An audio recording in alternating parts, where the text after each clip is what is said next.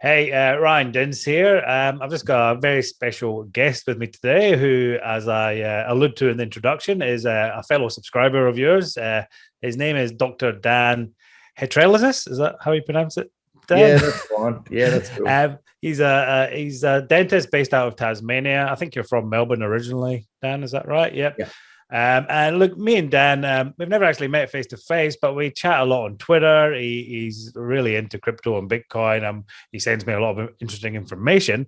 But the reason we've got him on today is he actually spent almost a couple of weeks, just last week, in El Salvador to go to the Adopting Bitcoin conference, and he very kindly offered to tell us what it was all about and what was happening. So I thought it'd be good just to get get the viewpoint of someone who's there on the ground, because as we know, there's a lot of information out there in the mainstream media, and you never know what to believe. There's some people that say that El Salvador is a basket case, and Bitcoin was a terrible bet, and then there's people I follow on Twitter who are maybe on the ground there saying, it's not, it's actually going quite well in some respects. It is still a work in progress, but there are definitely promising things happening. So I thought it'd be good just to get Dan's viewpoint on that. So Dan, welcome. First question for you. What made you decide to go to this Adopting Bitcoin conference? Because I know you're a busy man. You've got lots of things on to go with your dental practice and a few business ventures. So what made you decide to up sticks and take the long journey over to El Salvador? Yeah, well, I in my normal day-to-day life, I do work pretty hard, and I thought, well, if I don't force myself to take a holiday, I never will. Yep. So because I'm always reading about Bitcoin and everything else, I thought, what better place to go?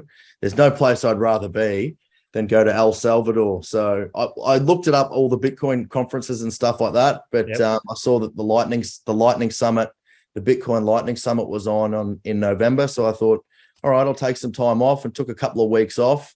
And I always wanted to visit South America anyways. Yep. And so I thought I'll kill two birds with one stone. So Yeah. So now you're back. You've probably had a bit of time to think about your trip, a few days at least, anyway. What were, I suppose, like you got there? It's a long journey, and you probably met a few people on the way. But when you got there, what was the first impressions or the general vibe when you hit El Salvador? Yeah, well, I guess firstly, if I have that same mindset, all right, well, where do I go? I might as well go to El Salvador. Yeah. And it just makes you think, how many other people are thinking like that? And, tourism in El Salvador is up over 80% this year. Right. And their GDP is up 10%. So, there is a lot of money being injected into the economy at the moment, despite what you might hear in mainstream media. Obviously, mainstream, media and those big machines have their own agenda. So, but those kinds of statistics, they don't lie. Yep. 80% increase in tourism and 10% increase in GDP when there's a massive downturn at the moment from the Fed hiking rates and everything like that. It's pretty big, isn't it? Mm. And did you see that? Was there a lot of people from all over the world at the conference? Did you see, and were they there for Bitcoin specifically? Was a lot of this tourism Bitcoin driven? Yeah, well, everyone at the conference, everyone was there for Bitcoin. So, but in terms of observations and who I actually saw at the conference, it was at like a Crown Plaza there, which is like one of the main conference centers. Yeah. But a lot of them were men. I'd say about, if I had to ballpark it, around 80% of people there were men, interestingly. Yep. And a lot of the people, and there were people from all over the world, right? There were people from India, a couple of Aussies, not many Australians. Not many Aussies, okay. Not many. People from all parts of Europe, other parts of South America and Central America, Canada, Africa as well, some expats as well. Yep. I met an Aussie over there who's moved there permanently. And, interestingly, which we could always talk about a bit more later, but El Salvador's really making themselves, they're trying to liken themselves to kind of a new Singapore, or they're coining themselves Renaissance 2.0. And you mentioned in your article yesterday, or the day before about it being the New York. Yeah. Like Bitcoin's the New York kind of thing, and you go there for the opportunity. Yeah. And it's very easy to get citizenship over in El Salvador. Interestingly, there's many different ways you can become a citizen over there and subsequently get a dual passport. Yeah, okay. And if you did want to find out more about that, is it El Salvador? Yeah, and you can. There's an embassy, an El Salvador embassy in Canberra, and one in Melbourne as well, which is interesting. And interestingly as well, think about Bitcoin. You know, the Australian Taxation Office, and obviously this isn't tax advice or anything like that. Yeah, of course. But you know, you could consider Bitcoin is technically a foreign currency. Yeah. If you're holding Bitcoin and let's say you've made a capital gain on it, it may be an interesting angle to look at it as, well, no, it's not an investment. It's actually, I'm holding it in a foreign currency. Yeah. Look, I know that's something that was long considered a potential outcome, because the historical precedent was when a sovereign country recognized an asset or designated something as legal tender, that would automatically transfer it in the laws around the world into FX, into foreign exchange, and that would then theoretically change the tax code. However, with El Salvador, they've sort of bucked the precedent, as it were, and as of now, no one's trying to make the argument in Australia, or as far as I know, the argument right now is you treat it much like you would treat shares. You know what I mean? Capital gains tax and stuff like that. So, but what you're saying is right, in the sense that before El Salvador did this, every other country that had made something legal tender, as soon as they did that, as soon as they designated a legal tender currency, it was then exempt from capital gains tax. So the fact they've not done it with the Bitcoin, again, just shows you the agenda is at play to try and cement the fiat system. But coming back to the people you said, so you said it was overwhelmingly men. Was it a young crowd? Was it, how you're what, 30 or so? Was it more people your age, or was it 20-year-olds, or was it a mix? I would say probably like south of like 45, like a lot of them, but there were some older people there as well. I mean, I remember there was a guy up on the stage who was a grandfather, and I'm just going to share a story. I remember him saying that, he's in Bitcoin now because he wants to leave an impact on the world. So different people are in it for different reasons, and he's trying to orange pill his family and everything like that. But I recall that, very vividly in my mind there when he said that. And I thought, well, there's other guys in the space that really care for the kids. Greg Foss is one of them. He says that a lot, for the kids, because we look at the the increasing debt per household and all that. So I thought that was interesting. But in terms of personality types, I tried using my own small sampling size, and obviously my own judgment is filled with cognitive biases. But I found the individuals there, they're quite intellectual people. They're deep thinkers. Like there was a guy on my bus that was playing games of chess, and there were other guys that do Brazilian jiu-jitsu, which I do as well, which is kind of like a puzzle problem solving.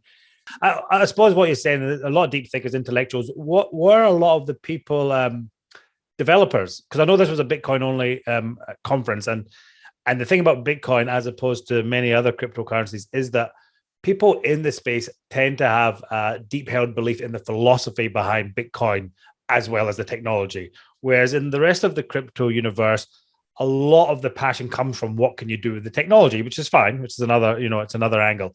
But the thing about Bitcoin is that it is a philosophy and a technology. So I'm wondering, were a lot of the people there like you, advocates of the philosophy, they're there to learn more? Or were they developers and different, people creating technology on top of Bitcoin there as well? Or was it a mix? Or did you get any idea of the skew of that? Yeah, look, statistically, I couldn't tell you. There were a lot of people there that were involved in Bitcoin companies. And companies that are, modeled on top of Bitcoin. I did meet quite a lot of computer developer guys, some dev guys.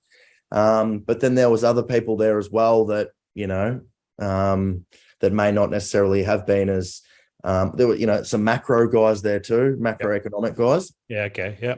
That makes sense. But yeah, I mean, there was so much, because when we're in Australia, I don't feel that I mean, from my own experience, and I don't know what your thoughts are, but there aren't many people that are really deep into this rabbit hole. And I don't feel, but when I was there, I finally felt like I was around people that got it. Yeah. And then there was so much, there was a lot of enthusiasm, tons of enthusiasm and positivity in the room. But, you know, at the same time, to be a proponent of Bitcoin, you have to have a bit of skepticism about you as well, about the current system. I think you sent out an article at one time. You know, there's people out there that are, you know, smart people, but they're very skeptical of Bitcoin. So part of that, I think, is due to what end of the stick you've been on in the current financial system. Like Charlie Munger, smart guy. But he's been on the beneficiary end of the current system. So at the same time, although there's some positive people there, obviously they have to be quite skeptical too. Yeah, well, that brings me to the point, I suppose, that we've been talking about people inside the conference, the people traveling there. But I mean, you would have journeyed into the towns and villages of El Salvador as well when you were there. Yeah. Did you get any sense that the El Salvadorian people themselves had that same viewpoint when you went out to see them? Did you feel that you're still amongst Bitcoiners, or were they more like maybe interested observers, or what was the vibe you got from the actual El Salvadorians? Yeah, well, I mean, firstly, just in terms of the streetscape and the friendliness, they were very friendly people, and it didn't feel unsafe at all. I went to some other South American countries and Central American countries, and it did feel a lot safer. Whether that's my own, you know, whether I have a sampling error or where I'm entering into my own preconceived bias there. It's just your experience, though. Yeah. Yeah, but I mean, they really love Bukele. Yeah, I mean, everyone there loves Bukele, from what I experienced. So, and in terms of understanding of Bitcoin, there was a language barrier there with me and a lot of people, but everyone knew what Bitcoin was. But I think there's still not that education. People aren't really educated about what it is and what it means. Like most people, when they're exposed to Bitcoin, etc., their first, reactions are price action based. It's gone down. And since it's been introduced 14 months ago, it's only really gone down a lot. I think we might see a shift in interest and understanding once we return to the next bull cycle. Yeah, and I wonder, are they using the Lightning Network as much as maybe being touted? Is that like, did you go into a shop? Did you buy anything with the Lightning wallet, or did they still prefer cash? Well, statistically, apparently, 28% of people there have a Lightning wallet. And 21% of people in the population have performed a Bitcoin transaction. So there are some stores there that don't accept Bitcoin. It's not widespread yet. But I mean, if you think about it, for a new currency and a legal tender, 20% in 12 months is still a lot.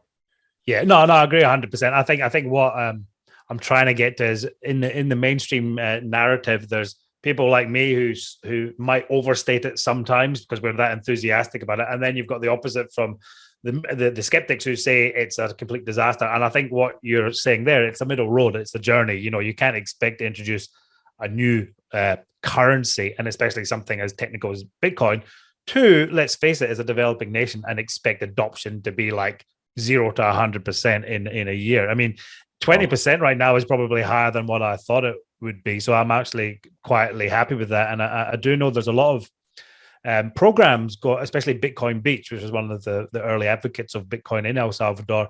They're running education programs in schools and things like that to teach people. I think they've got a book called My First Bitcoin or something like that.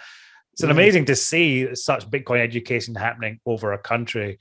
And I think my takeaway from what you just said there would be that Yep, they're going through a bear market. They're probably still a bit wary of Bitcoin as an asset, but they're probably liking the economic benefits. And if Bukele is as popular as your impression was, then he's going to carry that through for now. And as long as he remains an advocate for Bitcoin, that will continue the path on the adoption. I know. For example, from what I can tell, Bukele is about to pay off another set of 2-year bonds that El Salvador owes this year. So he's offered to pay back El Salvador's debt through to 2025 in fiat markets, which is a pretty good sign of economic strength. He's buying himself runway. And I do know they just set some legislation in place recently to potentially get these volcano bonds on the go, which was talked about last year, which, conversely is probably a much better time to do such a thing now than it was at the height of a bull market with hindsight. So that'll be interesting. It seems to me that Bukele is a Bitcoiner and he is going to go ahead with it. And he has decided he's not going to be bought off by the IMF or anything like that. And so, that's a big risk. It's a ballsy move, regardless of what you think about him from other aspects of politics. It's a ballsy move to take that on. And the thing that I think a lot of skeptics maybe don't get about Bukele is that they might say he's a dictator or anything like that. But this is the thing about Bitcoin that people need to understand. Any dictator or democracy that adopts Bitcoin loses control after that. So a dictator or a democracy or whoever can adopt Bitcoin. But once they've done that, they don't control the Bitcoin after that. The ecosystem's open. So whatever his, real political persuasion, it doesn't matter from a Bitcoin point of view if he's pushing Bitcoin adoption, because at the end of the day, it's not pushing something that he will control. He can't control it once it's out there. So I just wanted to make that point quickly. Yeah. Right. So that's given us an idea of the vibe, I think. Let's talk about the conference in particular. There was a bunch of speakers there. I know you said Greg Foss was there. I saw some photos you posted with a few people. It was based on Lightning, wasn't it? A lot of it was based on Lightning. Yeah. Who do you reckon, maybe top 2 or top 3 speakers? Who were the ones you walked away from thinking that was actually pretty interesting and maybe something I hadn't thought about before, or just generally the ones that you liked the most? Give us an idea of some of the good speakers. Yeah, well, as you say, it was a Lightning conference, and if we think about, we look at the most innovative areas in Bitcoin, and it makes perfect sense. If you look at the Cantillionaire system, the current system where whoever's closest to the money, you look at that side, like say the green revolution, the people closest to the money is where you'll see most of the innovation.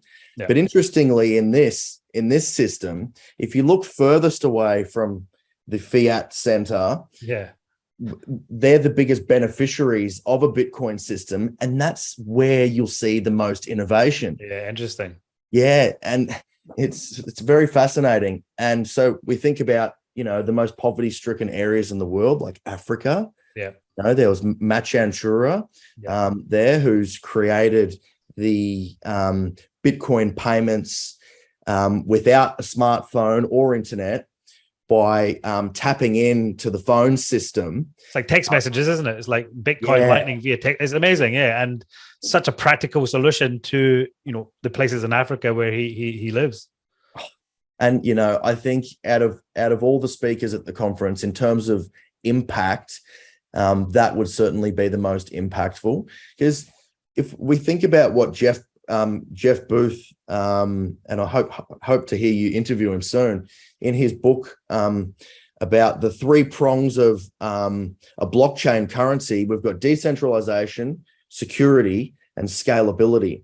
Well, he argues that decentralization and security is a must. They're the 2 prongs that must be satisfied from the layer 1 of Bitcoin. Yeah. Yeah. And then scalability is where I think Bitcoin still has so much innovation to go. We're still so early in the technological side of things.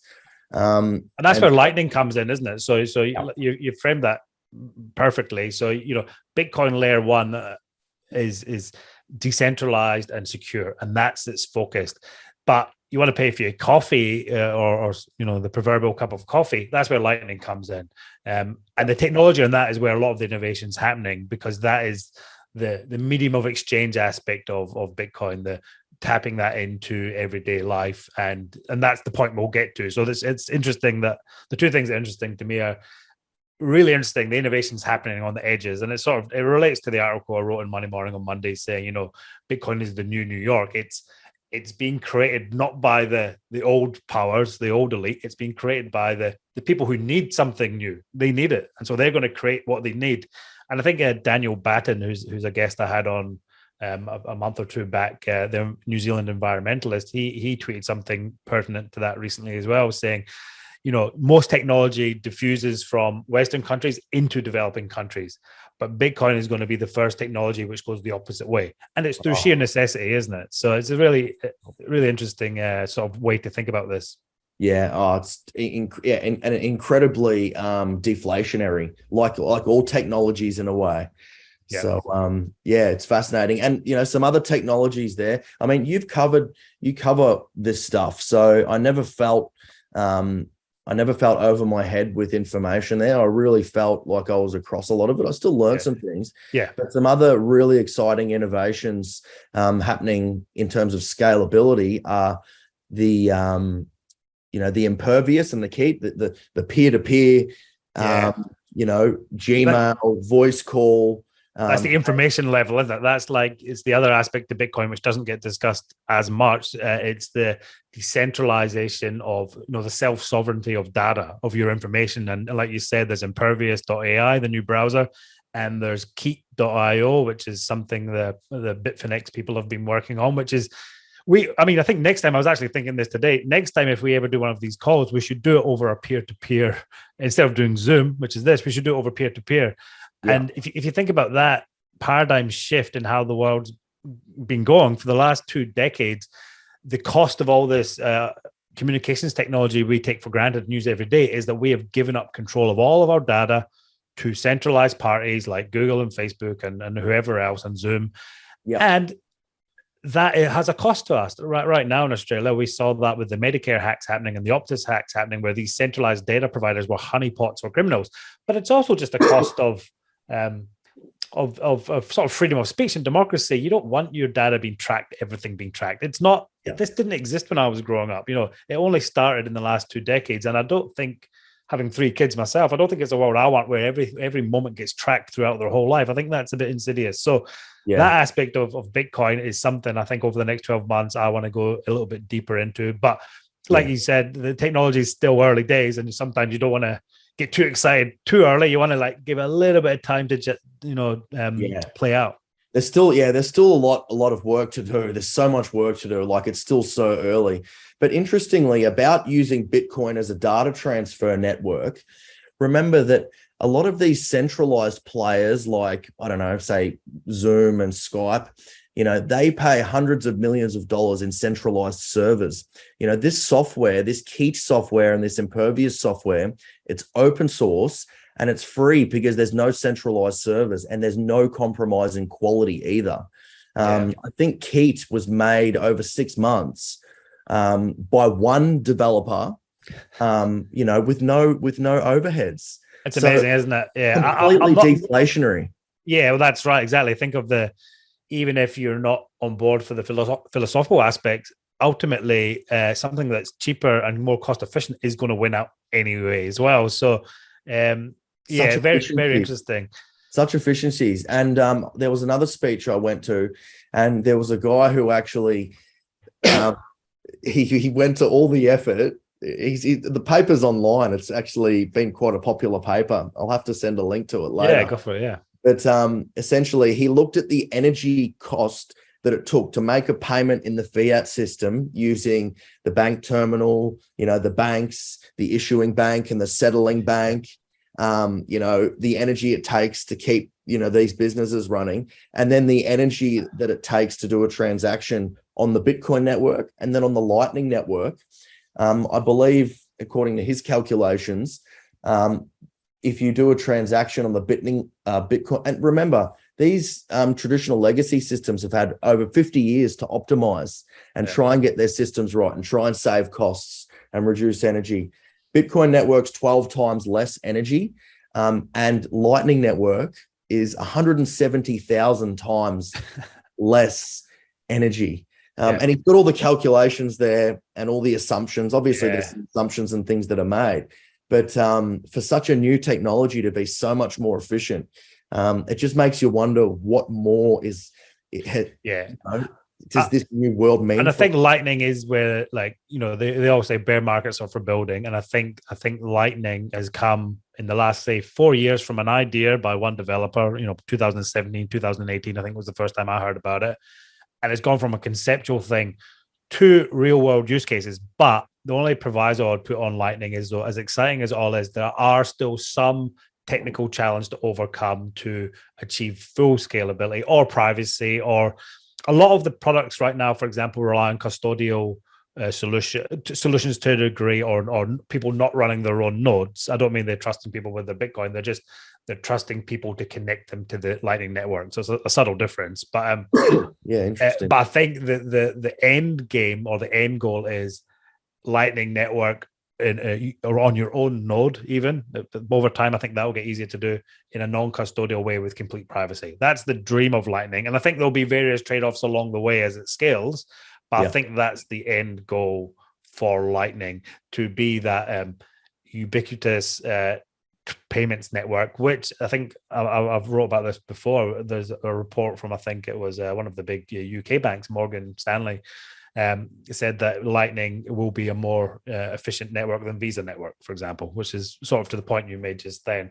It has the potential to be a more efficient, more scalable network than anything. And it's built on the Bitcoin network. So it still relies on the security and decentralization aspects of the layer one, but it just takes off the transactional capabilities onto a layer two, which will make sense for smaller value payments, but you might still want to use the layer one for larger value payments for that extra security. So there's trade-offs all over the place. And to me and you who maybe understand this all sounds really cool and exciting, but to someone who's new to Bitcoin, some of that can sound a bit weird, like why is there this layer and that layer, and why don't, and so I think that's part of the process over the next few years will be that it will be developers in a way abstracting some of that away, abstracting some of that complexity away. So to the person using it, it will just work. Mun Wallet, for example, is a good example of that. Mun Wallet is a Lightning wallet, but it will decide if to do it on chain or via Lightning based on the transaction you're trying to do. It can do both. So it can weigh up the easiest route and the most cost-effective route depending on the state of the chain. But as a user, you don't need to care about that. You just need to know that it's going to get from A to B. So yeah, interesting. Well, I was doing a lot of transactions over there with my Mun wallet, and it was so easy. I mean, did it work fine? Yeah. Oh, so easy and so quick. It was just awesome. And another thing I will mention is that some other like developers that were at the conference did say, agree with you there that Light still has a way to go in terms of it needs to be a bit more battle tested. And another interesting fact is that despite the last 12 months in a bear market, the Lightning wallet usage has increased in El Salvador. So they've had FUD thrown at them, fear, uncertainty, and doubt. There's been a bear market. And then the last 2 or 3 months, the Lightning, which I think, has increased, the Lightning wallet usage has increased, which I think is really promising. Yeah. And so you made some great points there, Dan. So I think what you've sort of seen is progression being made on the scalability aspects of Bitcoin through Lightning. There's developments happening on the informational layer, but control of your own data, peer-to-peer data, not just money. And I think the third thing, maybe, and you mentioned this in a tweet to me, was did you hear from Jason Lowry? Was he at the conference, or was that something you just read about later? No, he wasn't. No, I've just been going really deep into Jason Lowry's work recently. Yeah. Okay. Maybe I know Jason Lowry, for those of you that don't know, is like he works for NASA or the Space Force, I think, in America, and he's an advocate of Bitcoin, and his rationale is something completely new that I've not heard of. I don't know, Dan, if you've got a good explanation of his viewpoint, or maybe we save that for another day. Yeah, I think we probably should. Yeah. I think it'll probably get a bit complex, and we might go off.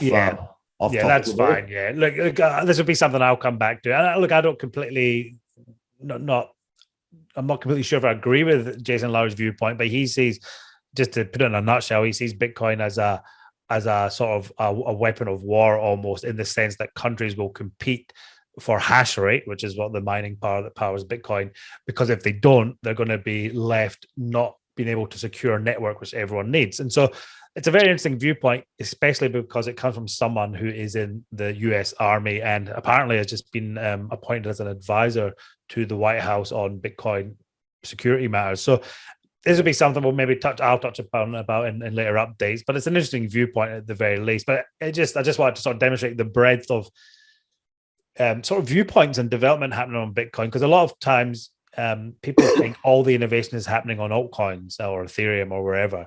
But what I've always liked about Bitcoin is the innovation is there, but it's not just thrown up. It's not a build fast and break things with Bitcoin. It is do stuff methodically, slowly, battle test it, do it in proper ways. Don't try and create pump and dump tokens for the sake of it. Don't try and make token economics work just so you can make a buck. And it's probably one reason why I talk about Bitcoin more than 50% of the time in the servers, because I know with a lot of people get excited about crypto and the chance to make money in altcoins, and yeah, there's opportunities there, but there are a lot fewer and farther between than you necessarily think. And in a way, the best risk reward bet you'll ever have in crypto is always going to be Bitcoin, just in the sense of how far along it is, how much innovation on it, how much human capital, how much intellectual capital is working on it, and just even the general adoption of it. So just a point I wanted to get. I'm not Bitcoin only, and I'm not just a Bitcoin maximalist, but I do feel strongly that people in my position that are in the crypto industry need to always talk up and defend Bitcoin first and foremost, because it's only when you understand what's truly happening on that can you potentially move into other spheres of crypto to take some educated punts. But that'd be my view. Would you agree with that, Dan? Was it a Bitcoin only conference, but was there any altcoiners there, or was no, not at all. It's pretty there was a bit of a tribal mentality, I mean, against most if not all altcoins. And I think the fact that it was just on the back of the FTX collapse as well. I think everyone was pretty anti anything else other than Bitcoin. And look, that's the point I've made a lot, is a lot of the biggest critics of FTX and BlockFi and all those companies that have since gone bankrupt have been Bitcoiners who have been calling them out for a long time. So just for you guys at home, when you hear mainstream media talk about crypto in general, you've always got to remember there's nuance to the crypto world. There's Bitcoin, there's genuine decentralized projects, and then there's the crypto industry, which unfortunately is made up a lot of nefarious characters and a lot of, I wouldn't say necessarily bad people, but maybe people that have come in for a quick buck and built a business model that's not sustainable in order to try and capture the hype phase. And the good thing about these bear markets is all those people fall away. I've been through a few of these. I'll still be here through it. And you can see the true innovations in these times a lot clearer because all the hype falls away, which is an important point. Dan, I want to finish off just with one last question. So you're back now. Have you come back in a more positive mindset after that trip? Have you come back thinking, "Oh, I'm glad I'm into this," or have you come back with a more negative mindset, or have you come back with there's a lot more to this? What would be your sort of your biggest takeaway now that you're home from the trip? So look, I think overall, I'm a lot more pro Bitcoin after the trip, and as I said, on the back of the FTX thing, I'm quite dubious about trusting anyone else. I guess the really important thing about Bitcoin and what's happening in El Salvador is it acts as such an important pilot testing ground for the rest of the world. The rest of the world's watching so closely, and with the powers of Russia and China and the US, they still haven't been able to stop it. And you've got these microcosm communities like Bitcoin Beach where they're creating these white papers, and you've got these fantastic numbers that El Salvador's achieving. I just think it's it's going to act, and it's not taking, everyone kind of, well, at least I got into crypto for my own self-interest, and perhaps there was a part of me that wanted to make a quick buck, but this process is not fast. Other countries are still watching carefully, and there's some countries that are adopting crypto, but they're not adopting Bitcoin. They're adopting other kind of scam coins that they've obviously been paid to do, or there's something going on, under the table. But I mean, I think at the end of the day, as you've mentioned the other day, a lot of these collapses in some of these dubious centralized exchanges really shine the light back onto how how robust Bitcoin is. And if it doesn't satisfy the prongs of decentralization and security, as Jeff Booth says, it's most likely going to go to zero. That's his opinion. Yeah, and it's a great point. It's in these raging bull markets, people come in and they do not learn what this is all about. And like you said, people always come in for a quick buck first. Even I did in 2013. I saw the price rise from $80 all the way to $1,000 and thought, what's this Bitcoin thing? I need to get me some of this and make some money. And then when it was the bear market, then I spent 3 years learning about it. So that always happens. We always put the cart before the horse. We always think about making money first. But the people that survive these bear markets take these times to learn stuff. And I think I thank you for coming on today, because I think that's an interesting viewpoint. It's one person's viewpoint, but it's someone who was there on the ground, and it's definitely opened my eyes to not necessarily anything new, but it's sort of maybe made me be able to trust the people I'm believing online more, because that your impression sort of aligns with how a lot of the people I sort of trust on Twitter have been painting the picture, and it seems to definitely align with that fact, which is El Salvador promising, not a done deal by any means, but a lot of good things happening. Bukele's still got the popular sway behind him. Economics of the country are doing well. And Bitcoin adoption is there, and it is increasing. It's not going to happen overnight, but it is happening. And like you said just then, the eyes of the world are on them. If I'm any country outside the Western nations, and you've got to remember, one estimation I heard said there was 2 billion unbanked or not well banked people in the world. That's a quarter of the world's population with politicians charged with helping their responsibility. So what do? If El Salvador becomes a success, what's your gamble then? Your gamble is to wait too late, not to get in early. You know what I mean? And there's that game theory that plays that with Bitcoin.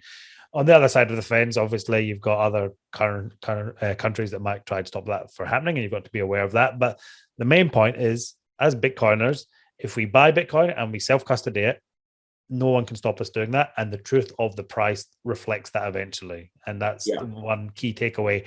And what I've always thought, as a Western sort of privileged person, by buying and holding Bitcoin, just the sheer act of doing that helps support the poor nations who are trying to develop on this country. Because you are saying, well, I'm going to take an investment on this, and hopefully hopefully I'm right and I make decent money over the long term as well. But I also know by doing that, I'm giving some support to the wider ecosystem, just through the sheer virtue of having faith in this technology and this movement, which, is the way I look at it anyway. So, Dan, thanks for coming on. I know you're a busy man. I'll let you get back to work or jiu-jitsu, I think, next, and then back to work later. I hope you guys at home enjoyed it. If you did, write in and let me know. I think Dan's a great guest. He's very articulate in talking about Bitcoin. I know he's a huge Bitcoin fan, and he is on Twitter as well. So if you ever want to go on Twitter and connect with Dan, I'm sure he'd be happy to have you connect and talk shit about Bitcoin. All right. Thanks, everyone. I'll speak to you soon. Cheers. Thanks a lot.